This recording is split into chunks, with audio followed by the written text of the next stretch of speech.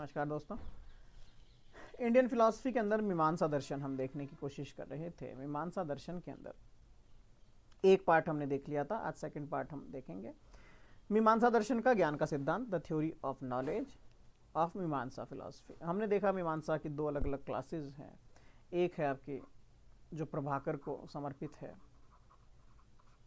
एक है जो आपके कुमारिल को समर्पित है। ठीक है, तो यहां पर ज्ञान भी इसी प्रकार से समझाया गया है। सबसे पहले प्रभाकर की बात करते हैं। प्रभाकर का जो ज्ञान का सिद्धांत है वो कहता है त्रिपुट संवत। त्रिपुट संवत को किस तरीके से याद करें?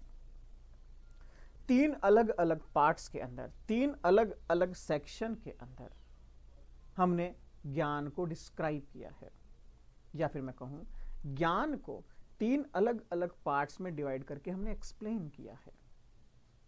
प्रभाकर ने ज्ञान के तीन अलग अलग आयाम को स्वीकार किया, ज्ञाता, ज्ञान और ज्ञेय। प्रभाकर कहते हैं प्रत्येक ज्ञान का जो अभिव्यक्ति है, जो उसका एक्सप्लेनेशन है, वो इसी तरीके से होगा। क्या है ये तरीका?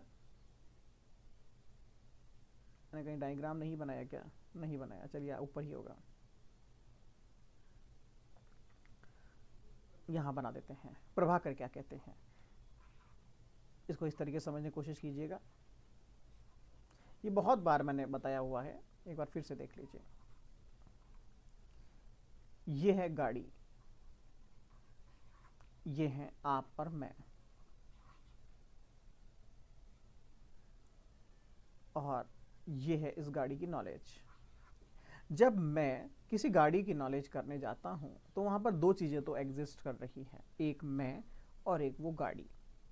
लेकिन जैसे ही हम पास में आते हैं, समीप आते हैं, इतने समीप आ जाते हैं कि जब मैं उस ऑब्जेक्ट को फील कर सकूं, देख सकूं, समझ सकूं, तो उस कंडीशन में जब मैं उस ऑब्जेक्ट की नॉलेज लेता हूं तो वो नॉलेज कहलाती है ज्ञान।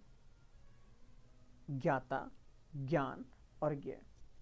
तो तीन अलग अलग इसके डायमेंशंस हो गए, एक है ज्ञाता, एक है ज्ञान और एक है ज्ञेय। कैसे? फिर से समझने की कोशिश करते हैं, देखिएगा। ज्ञाता कौन है? जो नॉलेज करने जा रहा है। ये कौन है? जिस ऑब्जेक्ट की नॉलेज की जा रही है। और ज्ञान क्या है? जब उस ऑब्जेक्ट के बारे में हम एक्सप्लेनेशन दे देंगे तो वो ज्ञान होगा। फिर से टॉपिक पे आते हैं। प्रभाकर कहते हैं प्रत्येक ज्ञान की अभिव्यक्ति में ये तीनों कंपलसरी हैं। पहला, आपका होना जरूरी है। दूसरा, उस ऑब्जेक्ट का होना जरूरी है। तीसरा, आपके द्वारा उसकी नॉलेज करना जरूरी है। सिंपल। प्रभाकर कहते हैं ज्ञान तो स्वतः प्रकाशित है, ये किसी पर निर्भर नहीं रहता।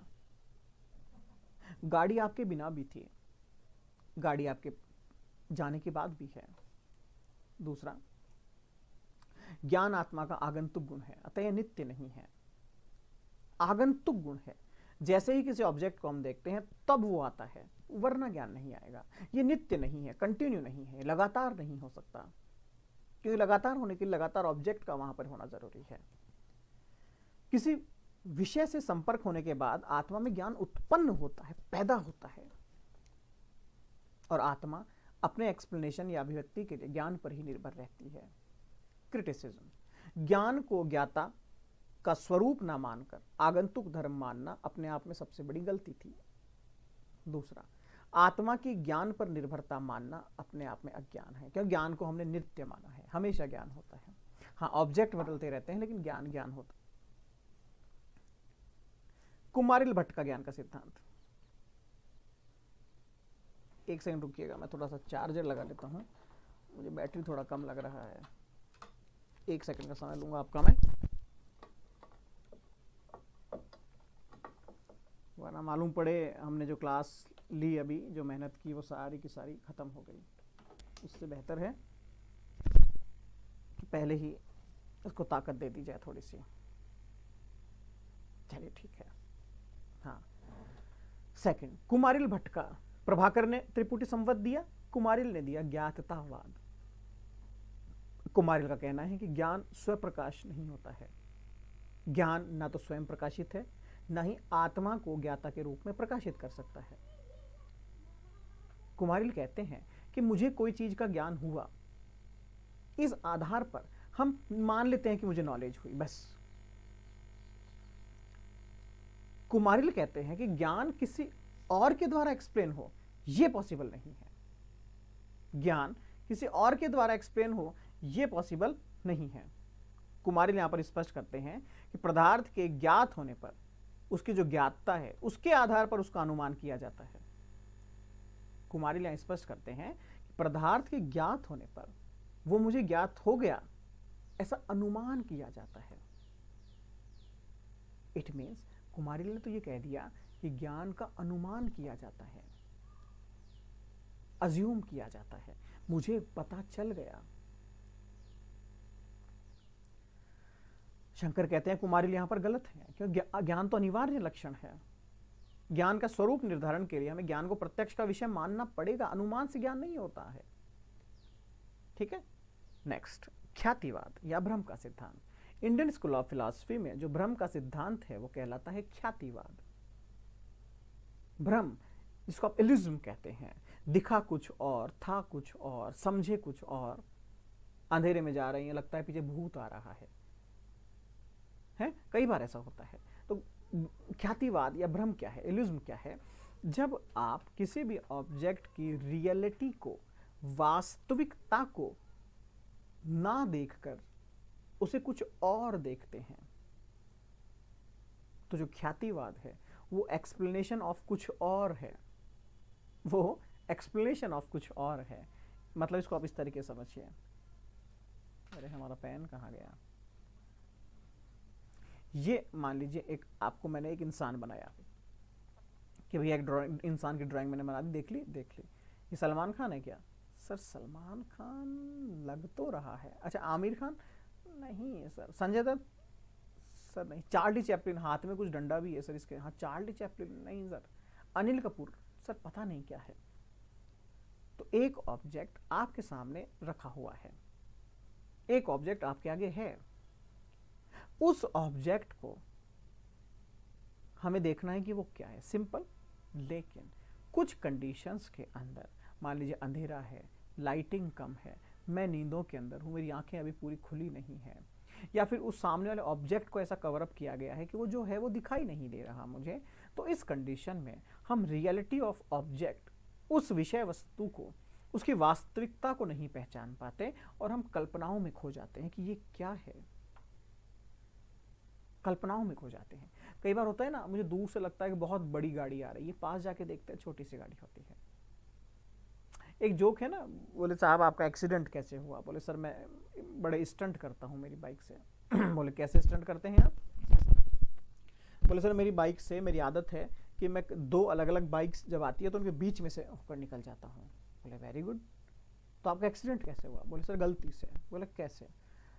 उस दिन भी रात को दो अलग अलग बाइक सामने से आ रही थी, मैंने कानों में ईयरफोन लगा रखे थे, गाना मैंने फुल स्पीड में किया और मुझे लगा कि मैं अब निकल जाऊंगा इन दोनों गाड़ियों के बीच में से। बोले फिर? बोले सर कुछ नहीं, वो ट्रक था। इल्यूजन, भ्रम, ख्याति। ट्रक आ रहा है, मैंने बाइक समझ ली, मेरे लिए बाइक सच है, ट्रक सच नहीं था।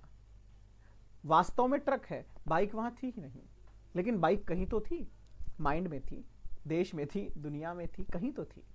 तो ख्यातिवाद उस कंफ्यूजन का नाम है जो मुझे उस ऑब्जेक्ट को देखकर होती है। ठीक है,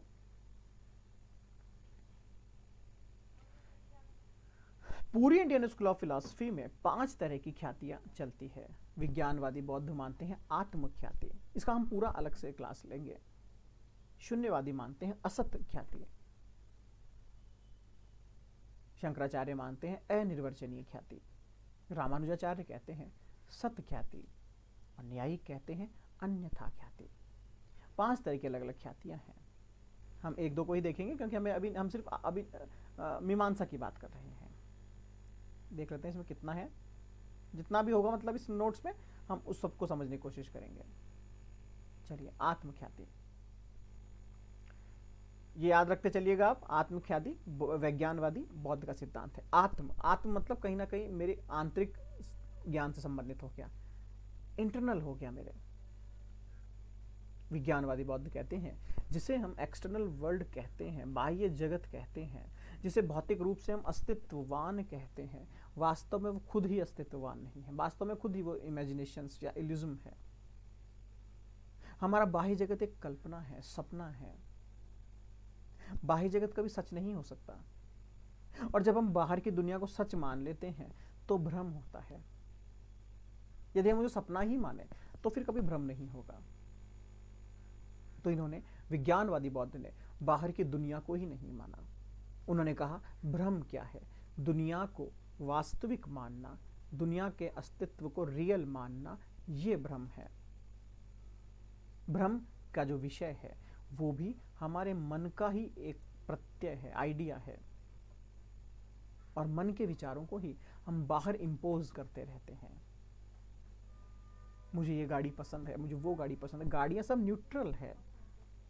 मुझे ये मकान पसंद है, मुझे वो मकान पसंद है, मकान सारे न्यूट्रल हैं, वो तो सब निर्जीव हैं। इसी तरीके से जब मैं ये कहता हूं कि ये भ्रम है, मुझे कंफ्यूजन हो गई, आपको हो गई, क्योंकि आपने मन में उसका डेवलपमेंट किया, बाहर कुछ नहीं था, अंदर ही था सब कुछ। और बाहर क्यों दिखाई दिया? क्योंकि आपने पहले उन्हें रियल माना, वो रियल थे ही नहीं, वो तो शुरू से ही इल्यूजन थे, काल्पनिक थे। तो ये विज्ञानवादी बात।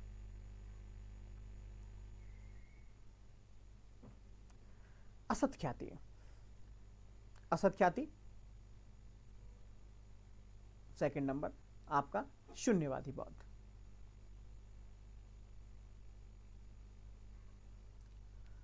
शून्यवादी हैं, असत की बात कर रहे हैं। असत का मतलब जो लगातार नहीं है, जो कंटिन्यूअस नहीं है, जो हमेशा नहीं होगा, जिसका जन्म और मृत्यु होगा। इन्होंने ब्रह्म को शून्य माना। हमें जब रस्सी में सांप का भ्रम होता है तो वास्तविकता तो यह है कि रस्सी और सांप दोनों के विषय में बुद्धि अभी कुछ नहीं कह सकती। मतलब माइंड के हिसाब से ना तो वहां सांप है ना वहां रस्सी है, इसलिए कंफ्यूजन हो रही है। इसका मतलब भ्रम जैसा कुछ है ही नहीं। इसको इस तरीके से समझने की कोशिश आप कीजिए। आपने सड़क पर जा रहे हैं, सड़क पर आपको लगा कि बहुत सारा पानी है और आपको बहुत सारी प्यास लग रही है, तो आप उस पानी के पास जाएंगे, पास जाएंगे, पास जाएंगे, और पानी खत्म हो जाएगा, क्योंकि वो पानी था ही नहीं। तो माइंड कहां कंफ्यूज हुआ? माइंड रोड और पानी। जब वो पानी को देख रहा था तो उसके लिए रोड नहीं थी, और जब वो रोड को सोच रहा है तो उसके लिए पानी नहीं है। इट मीन्स जब वो पानी को देख रहा है जो काल्पनिक है, तो उस पानी को देखते वक्त उसने रोड को भी नहीं देखा। सिंपल। पानी को देखते वक्त उसने रोड को भी नहीं देखा। उस वक्त उसके लिए रोड और पानी दोनों शून्य हैं। अतः भ्रम जैसा कुछ है ही नहीं, सब कुछ असत है, और यही इसकी आलोचना भी है। सबको असत मानने से ज्ञान भी असत होगा, शून्य भी असत होगा। भैया ऐसा नहीं होता है। सत्य ख्याति जो रामानुजाचार्य ने दिया, इन्होंने कहा समस्त जगत सत है, क्योंकि ब्रह्म ने बनाया है। संसार का कोई ज्ञान मिथ्या हो ही नहीं सकता, सदैव सत्य होगा। तो भ्रम का विषय भी सत्य होना चाहिए। रामानुज ने कहा बिल्कुल। रामानुजाचार्य के कारण संसार की सारी वस्तुएं सतोगुण, रजोगुण, तमोगुण से बनी हुई है, लेकिन किसी में मात्रा कम है, किसी में मात्रा ज्यादा है, ये चलता रहता है। इसके कारण हमें भ्रम हो जाता है, लेकिन वो भी सत्य है, भ्रम भी सत्य है।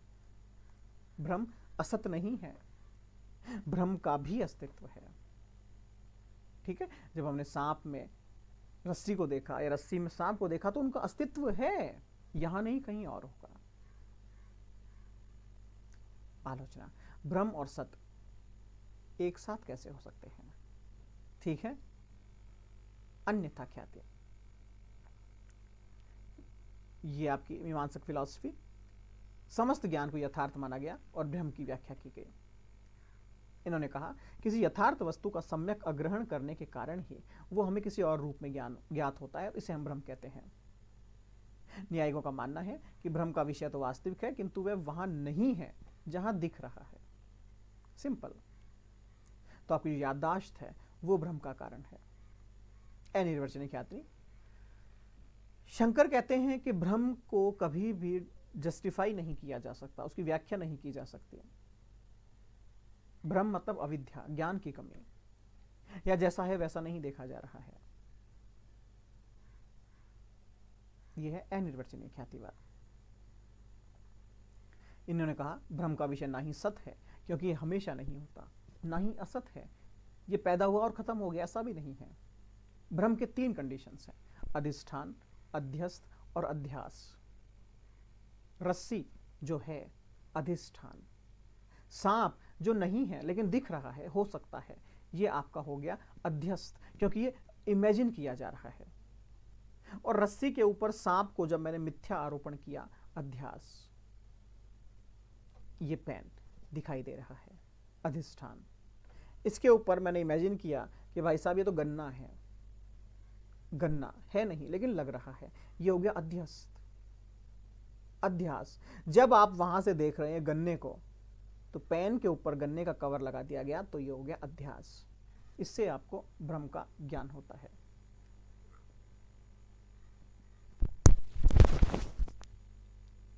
ठीक है, तो बस ये तो खत्म हो गया। तो ये मीमांसा दर्शन एक बार और देख लेते हैं, कुछ टॉपिक छूट नहीं गया हो। कोई भी कंफ्यूजन आपको हो, एक बार आप मैसेज करके पूछ लीजिएगा। बुधवार और शनिवार को हम आंसर राइटिंग करते हैं। जो बच्चे आंसर भेजते हैं उनकी तो कर देते हैं, जो नहीं भेजते उनकी तो कह रहे हम आंसर राइटिंग कैसे करेंगे। ठीक है, ज्ञातावाद हो गया और आपका त्रिपुट संवत हो गया, और कल हमने देख लिया था आपका अनुपलब्धि, और ये 6 प्रमाण हमने कल देख लिए। ठीक है, तो ये आपका मीमांसा दर्शन हो गया। कल हम नेक्स्ट करेंगे जो भी होगा। तब तक के लिए धन्यवाद आप सभी का।